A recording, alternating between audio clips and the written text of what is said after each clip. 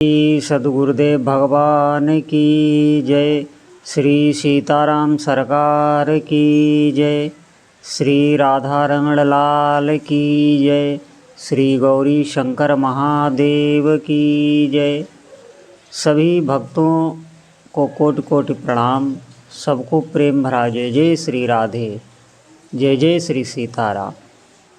सभी भक्तों से प्रार्थना है कि आज बहुत ही महत्वपूर्ण सत्संग है और बहुत ही ध्यान से आप सुनेंगे।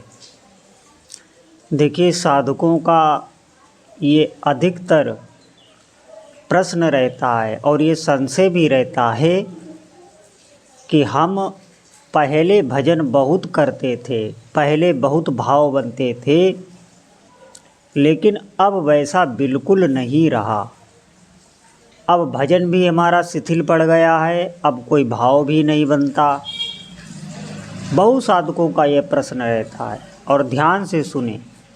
वो इसका कारण जानना चाहते हैं, उसको दूर करना चाहते हैं, बहुत तरह के वो उपाय करते हैं, लेकिन आप ध्यान देना, इसके कई कारण होते हैं कि आप पहले बहुत अच्छा भजन करते थे और अब आपसे भजन नहीं हो पा रहा। तो इसके एक दो कारण नहीं हैं, कई कारण हैं। इसका जैसे सबसे प्रथम कारण ये है कि हमारा जो अंतःकरण है, हमारा जो अंतःकरण है वो 3 गुणों से प्रभावित रहता है, सत्वगुण, रजोगुण और तमोगुण से। इन 3 गुणों से अंतःकरण प्रभावित रहता है। जैसे 3 तारों से, 3 फेसों से लाइट गुजरती है, बत्ती विद्युत का आवागमन होता है, उसी प्रकार इन 3 गुणों से हमारे कारण शरीर बना होता है, जिसे स्वभाव कहते हैं, और उससे हमारा अंतःकरण प्रभावित रहता है। अगर सत्वगुण अधिक है तो भजन में बहुत मन लगेगा, सत्संग में मन लगेगा, पाठ पूजन में मन लगेगा। और अगर रजोगुण है तो कामनाएं, इच्छाएं की बाहुलता आ जाएगी, इधर जाएंगे उधर जाएंगे। आप सतोगुण की वृद्धि, रजोगुण की वृद्धि पर कामनाओं में विस्तार होता चला जाएगा, मन बहुत अधिक चंचल हो जाएगा रजोगुण में। और तमोगुण में आलस्य, भय, अज्ञान, निद्रा, धर्म क्या है अधर्म क्या है, अधर्म को ही धर्म समझने लगता है। ये तमोगुण प्रधान है। इसमें बुद्धि अज्ञान से, अंधकार से मोहित रहती है। इसीलिए साधक ध्यान दें।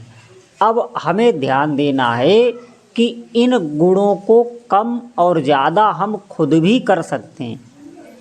हम सात्विक वस्तुओं का अगर जीवन में सेवन करें, सतोगुण, कथा सत्संग अधिक सुने, भगवान के दर्शन, भगवान का पाठ पूजन और सात्विक आहार, आप ऐसा आहार ना लें जो रजोगुण या तमोगुण को बढ़ाने वाला है। बहुत अधिक गर्म, बहुत अधिक तीखा, प्याज, लहसुन, मांस, मदिरा, बेसन आदि, इनका जीवन में आपको इनको छोड़ना ही पड़ेगा। तो आप देखना, आपका सतोगुण बढ़ने लगेगा।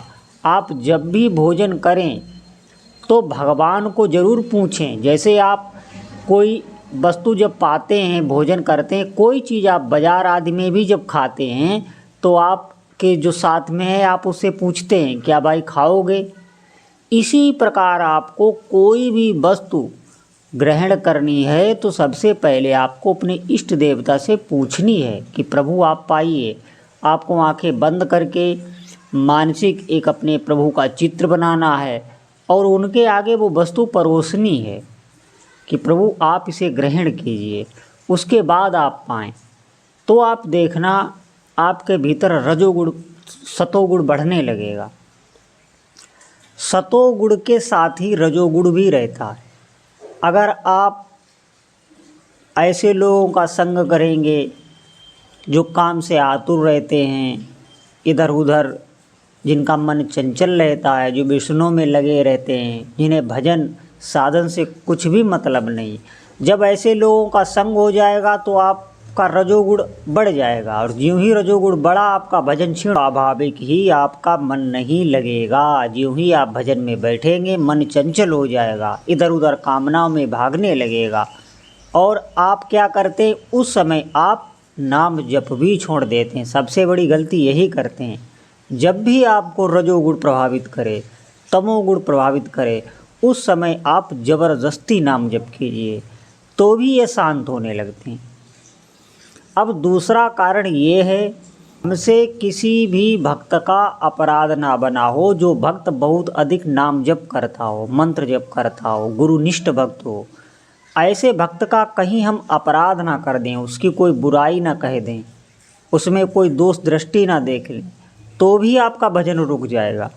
क्योंकि आप नहीं जानते, किसी भक्त नहीं जानते हैं किसी भक्त की आंतरिक स्थिति कैसी है, कितना वो भजन में आगे बढ़ा हुआ है, और हम उस पर दोष दर्शन कर देते हैं, उसकी निंदा कर देते हैं, जिससे हमारा भजन रुक जाता है।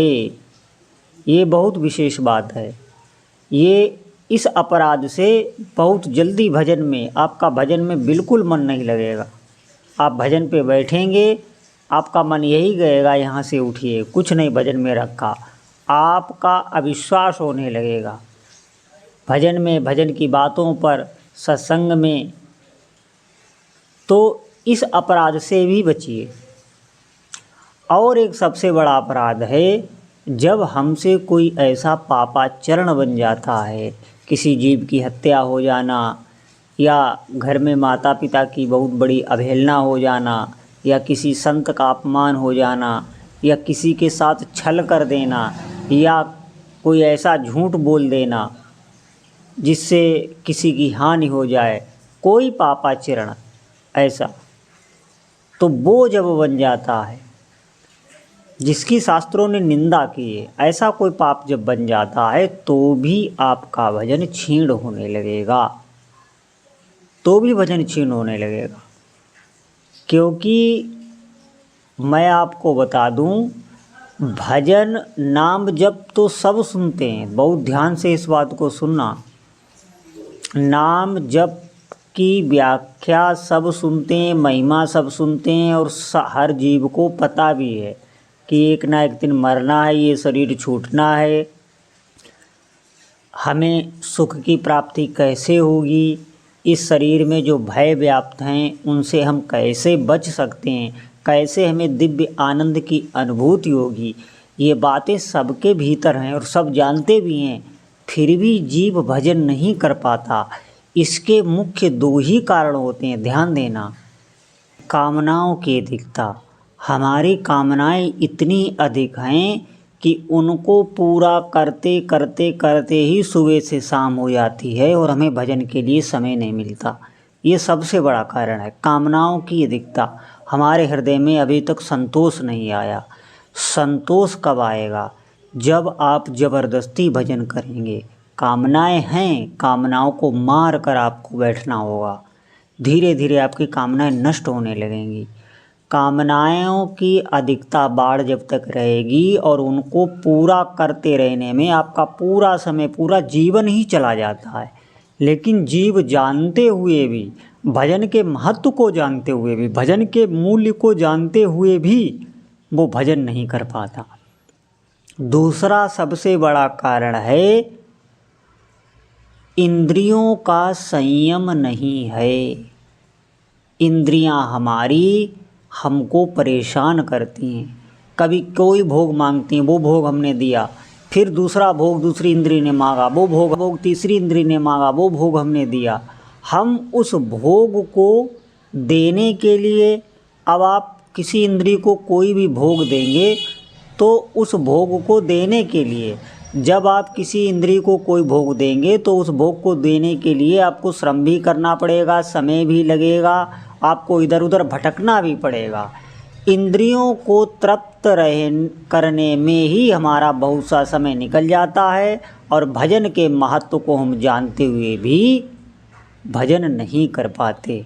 और फिर इंद्रियां इतनी व्याकुल रहती हैं कि वो आपको एक जगह पर बैठने भी नहीं देंगी। जब तक इंद्रियां आपकी शांत नहीं होंगी, आप इनका धीरे धीरे दमन नहीं करोगे, तब तक आप भजन के अर्थ को, भजन के मूल्य को जानते हुए भी भजन नहीं कर पाओगे। आप जानते हैं भजन कितना आवश्यक है, भजन से हम कितनी ऊंचाई तक चढ़ सकते हैं। इस मानव जीवन का लक्ष्य ही है भजन। आप भजन से सब कुछ प्राप्त कर सकते हैं।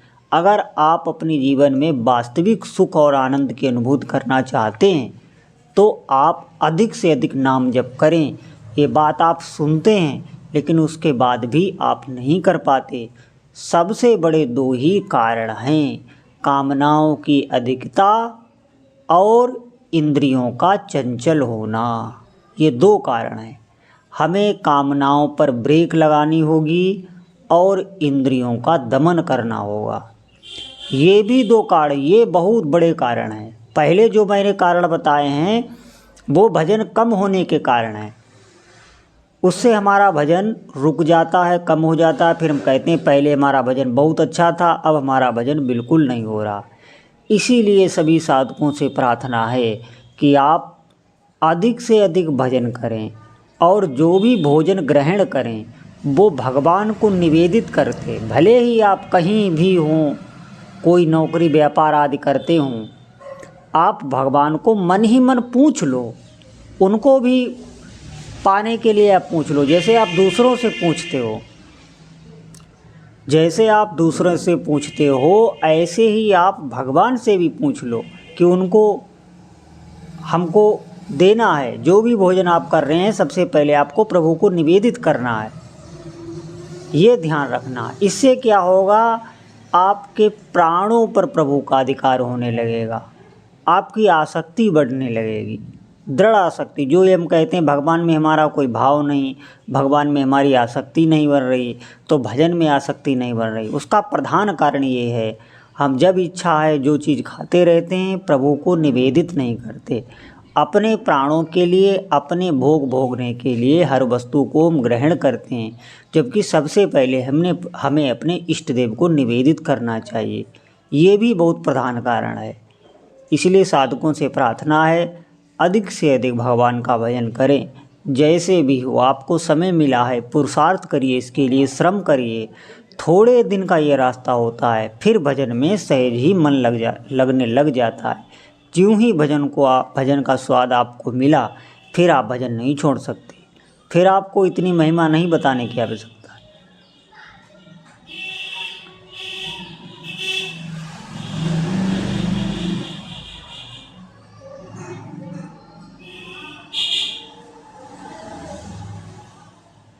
फिर आपको खुद ही सब दिखने लग जाएगा। आपको खुद भजन जप के प्रभाव से ऐसा प्रकाश उत्पन्न होगा जिससे आपको सब दिखने लग जाएगा। आपका भजन नहीं छूटेगा। कोई कहेगा तो भी आप भजन नहीं छोड़ सकते। बोलो जय जय श्री सीताराम।